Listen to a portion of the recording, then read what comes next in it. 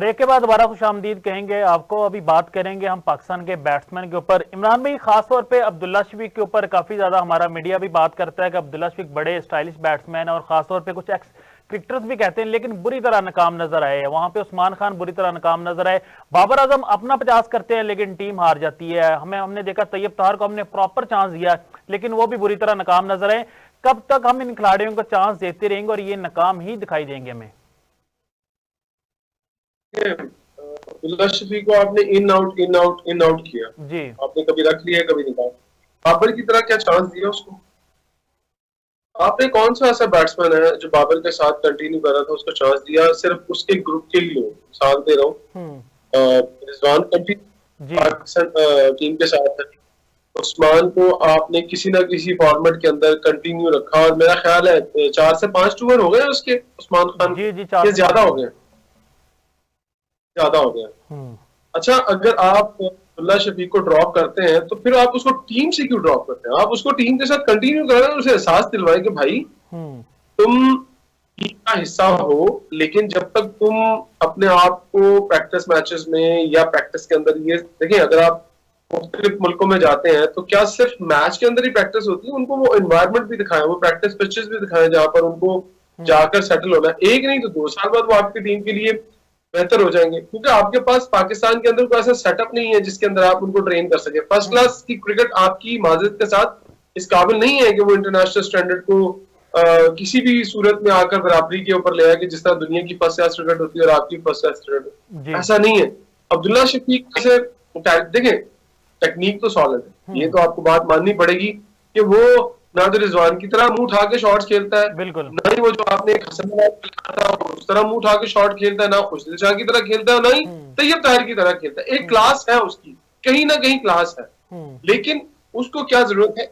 बहुत extra confidence की कि भजन ये 20 मैच आपके, ये 10 मैच आपके पास, आप जाए और उसको बताएं कि तेरा रोल ये है कि तूने कंटिन्यू करना है कम से कम 30-35 ओवर तक। और आप वनडे में उसको सिलेक्ट करते हैं, आप वनडे में क्या उससे ये एक्सपेक्ट कर रहे हैं कि वो जाते मार धाड़ कर देगा? वो मार धाड़ वाला प्लेयर नहीं है, वो आपके लिए आप 10 की एवरेज से रन बना के देने वाला प्लेयर नहीं है भाई। उसको कहें कि तेरा 100 चाहिए, एक एंड से अगर एक प्लेयर खड़ा होकर 70-80-90 कर जाए और फर्ज करें वो 70-80-90 बॉलें क्या 80 बॉलें भी खेल जाए, 70 करता है तो आपका एक एंड सेफ है और आप वो 70 रन भी करके दे रहा है। दूसरे एंड पे जो बंदे वो भी इसी तरह करे, 25 ओवर तक तो खेलो भाई।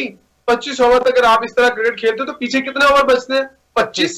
अगर आपकी 1-2 विकेटें गिरती हैं तो अगर आपके पास 8 विकेटें बची हैं तो पीछे आने वाले को ये कॉन्फिडेंस होगा कि बोर्ड के ऊपर भाई 150-200 रन लगे हुए हैं, कम से कम 150 रन तो 25 ओवर में लगे हुए ना, बॉल टू बॉल। बिल्कुल, बाद में 25 ओवर में आप 150 रन नहीं करेंगे 8 प्लेयर, क्या उनको कॉन्फिडेंस नहीं मिलेगा?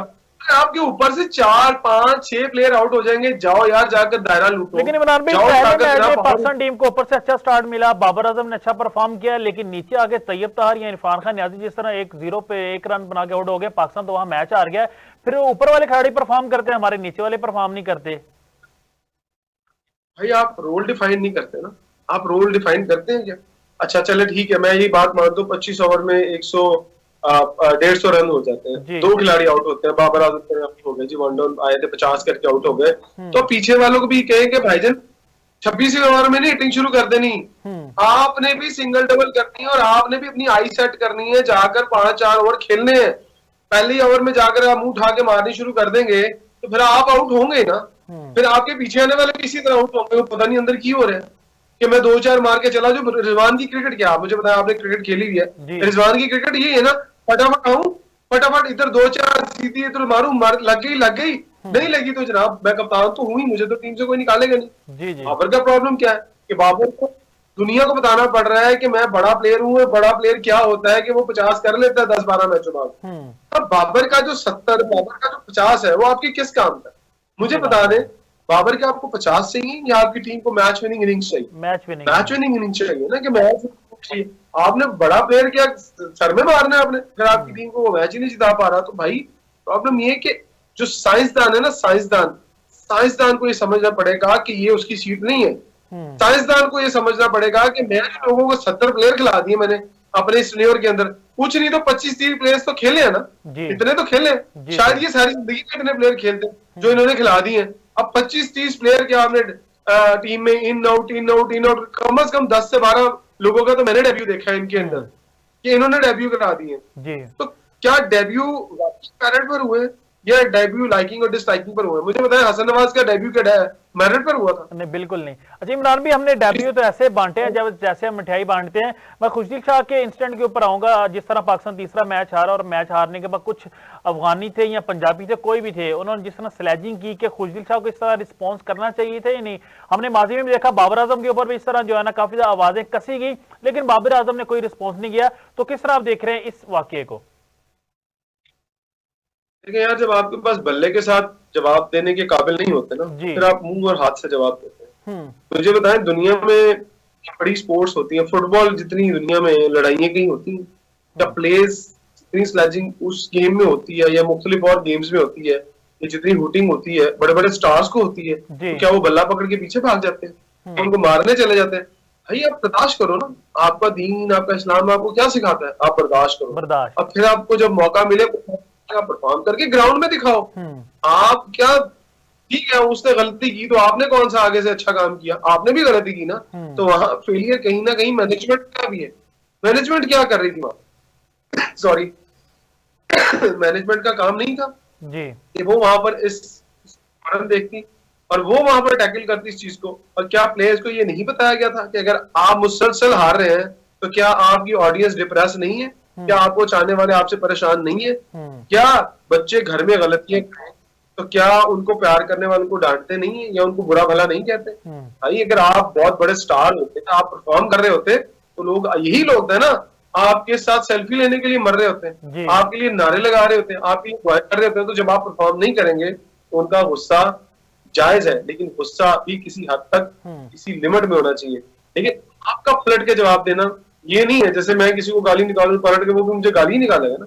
मुझे चाहिए कि अगर मुझे किसी ने गाली निकाली है तो मैं बर्दाश्त कर, मुझे ये सीखना पड़ेगा कि मैं जिस जगह खड़ा हूं, क्योंकि आप भी उसके बराबर हो गए ना। वो तो एक क्रिकेट शायक था, अफगानी कंट्री का था ना, तो आपको पलट के जवाब नहीं, आपको मैनेजमेंट को कहना चाहिए। तो मैनेजमेंट बात कर दी उस मुल्क की मैनेजमेंट के साथ कि ये हमारे साथ हो रहा है, नेक्स्ट मैच में शायकी ऐसा ना करे। आखिरी सवाल पूछना चाहूंगा, PSL X शुरू होने जा रही है और उससे पहले मुल्तान सुल्तान के ओनर अली तरीन साहब ने जो है ना एक पॉडकास्ट के अंदर कुछ इंकशाफात किए। उन्होंने ये कहा कि पाकिस्तान सुपर लीग है ना टॉप 5 में नहीं आती। फिर उन्होंने कहा जी जब से हमने टीम खरीदी हमें नुकसान हो रहा है। ये जो बातें वो कर रहे हैं, ये पाकिस्तान क्रिकेट टीम का जिस तरह वो कर रहे हैं, मतलब कि पाकिस्तान की आप इज्जत को इस तरह उछाल रहे हैं, दुनिया को बता रहे हैं कि पाकिस्तान लीग के अंदर ये चीजें हो रही हैं, तो किस तरह आप देख रहे हैं उनके इन इंकशाफात को? देखें, ये बात का एंगल चेंज करना और बात है, लेकिन अली तक जो बात कर रहे हैं वो कहीं ना कहीं फैक्ट्स के ऊपर मबनी है। क्या आप अपनी PSL की जो लीग है, PSL लीग हमारी पाकिस्तान सुपर लीग, क्या जब पहले शुरू हुई थी उससे लेकर 5वें एडिशन तक आपने उसको मेंटेन किया, उसकी क्वालिटी को मेंटेन किया, उसमें आपने चीजें ऐड की?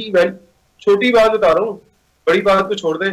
पहले जो एंथम्स हैं वो उठा के देख लें और आखिरी 5 के एंथम उठा के देख लें, आपको जमीन आसमान का फर्क नजर आएगा। आपने वैल्यू डाउन की है। वैल्यू वो ये नहीं कह रहे कि हमारे मुल्क की लीग बुरी है या नहीं होनी चाहिए या खराब होनी चाहिए। आप एग्री करते हैं ये हमारी लीग डाउन हुई है पहले से? PSL लीग ऑब्वियसली डाउन हुई है, नीचे गई है। बताएं, आपकी प्लेयर आपकी पहली PSL से आपको प्लेयर मिलते थे क्या? आप लीग से आपको प्लेयर मिलते नहीं? क्या स्टैंडर्ड अच्छा हुआ या बुरा? कितने प्लेयर मिलते हैं आपको? कितने लोग PSL देखने आते हैं? आपका फाइनल होता है, आपका धोखा भी होता है जी, बिल्कुल। आपके लोग इकट्ठे नहीं होते आपकी क्रिकेट को देखने के लिए। ये फेलियर है या सक्सेस है? आप ग्रेजुअली नीचे जा रहे हैं, ऊपर आ रहे हैं। आपकी जब पहली PSL हुई थी तो टॉप स्टार्स खेलते थे दुनिया के, अब नहीं खेलते। क्यों नहीं खेलते? इंटरेस्ट खत्म हो गया ना। आपने एक बैरियर भी तो लगा दिया ना कि 10 साल बाद रिन्यू। आपको ये बैरियर 10 साल का नहीं करना चाहिए था, आपको ये बैरियर 5 साल का करना चाहिए था अगर वैल्यू बढ़ानी है। अब भी मेरा मशवरा है कि आने वाले वक्त में बैरियर को छोटा करें, लोगों को 10-10 साल के ठेके मत दें, लोगों को 5-5 साल की वैल्यू देके अपनी वैल्यू बनाएं। वैल्यू बनती इस तरह से है, आपके पास प्लेयर नहीं है ना, आपका अपना टैलेंट, तो यार बाहर से टैलेंट ले, बाहर से ज्यादा खिला लो। जब टैलेंट ही नहीं है, आप अपनी एक टीम के अंदर 9 प्लेयर डालते हैं लोकल, तो 9 के 9 इस काबिल नहीं होते तो इस तरह की लीग खेल सके। बाहर से आप जो 6 बुलाते हैं वो तगड़े होते हैं और उन्हीं की परफॉर्मेंस सबसे अच्छी होती है। बहुत शुक्रिया इमरान भाई, आपने हमें अपना कीमती टाइम दिया। हमारे साथ मौजूद है senior sports analyst Imran Suhail साहब। नाजरीन, अगर हम पाकिस्तान क्रिकेट के ऊपर बात कर लें तो पाकिस्तान क्रिकेट टीम का जो अभी हाल हुआ है, हम 5 T20 मैचेस खेलने गए थे न्यूजीलैंड, 3 ODI मैचेस खेलने गए थे। हम T20 के अंदर 4-1 से सीरीज आ रहे हैं। हम ये तवक्को कर रहे थे, हमें ऐसे लग रहा था कि पाकिस्तान की टीम ODI के अंदर अच्छा परफॉर्म करेगी। उसकी वजह ये थी कि ODI के अंदर पाकिस्तान के तमाम वो सीनियर खिलाड़ी मौजूद थे जो चैंपियन ट्रॉफी 2025 में भी मौजूद थे। लेकिन पाकिस्तान की T20 के ऊपर क्या ODI के अंदर ज्यादा बदतरीन परफॉर्मेंस रही है, पाकिस्तान टीम को व्हाइट वॉश का सामना करना पड़ा है। मोहम्मद रिजवान ने उसके बाद कुछ कॉन्फ्रेंस के अंदर बातें भी की। उन्होंने कहा था हमारे हाथ के अंदर सब कुछ नहीं है। अगर मोहम्मद रिजवान के हाथ के अंदर सब कुछ नहीं है तो फिर फैसले कौन कर रहा है पाकिस्तान क्रिकेट टीम के, फैसले कौन कर रहा है पाकिस्तान क्रिकेट बोर्ड के अंदर, फैसले कहां से आ रहे हैं? क्या जो सिलेक्शन हो रही है ये मोहम्मद रिजवान की मर्जी से या सिलेक्शन कमेटी की मर्जी से नहीं हो रही? क्या ये सियासी सिलेक्शन हो रही है, सियासी भर्तियां पाकिस्तान टीम के अंदर हो रही हैं? ये अगर हम बात कर लें हॉकी की या स्क्वाश की बात कर लेंगे, पाकिस्तान के अंदर तबाह हो चुकी है। तो नाजरीन, मैं आपको बताता चलूं, आज अगर आप क्रिकेट से पैसा अगर थोड़ा सा पीछा कर लें तो पाकिस्तान क्रिकेट का भी वही हाल हो जाएगा। जो आजकल हम हमारे मुल्क के अंदर वुमेन्स का वर्ल्ड कप का क्वालिफायर राउंड खेला जा रहा है, तो ये हाल पाकिस्तान मैन क्रिकेट के साथ भी हो सकता है कि वर्ल्ड कप के लिए हमें भी कहीं क्वालिफायर राउंड ना खेलना पड़ जाएगा। तो ये शायकीन या जो मीडिया वाले पाकिस्तान क्रिकेट के ऊपर बात कर रहे हैं, यही पाकिस्तान क्रिकेट टीम की परफॉर्मेंस रही तो कोई देखने वाला भी नहीं रहेगा, कोई बात करने वाला भी नहीं रहेगा। इसी के साथ मुझे मेरी टीम को दीजिएगा इजाजत, मिलते हैं इंशाल्लाह अगले प्रोग्राम में।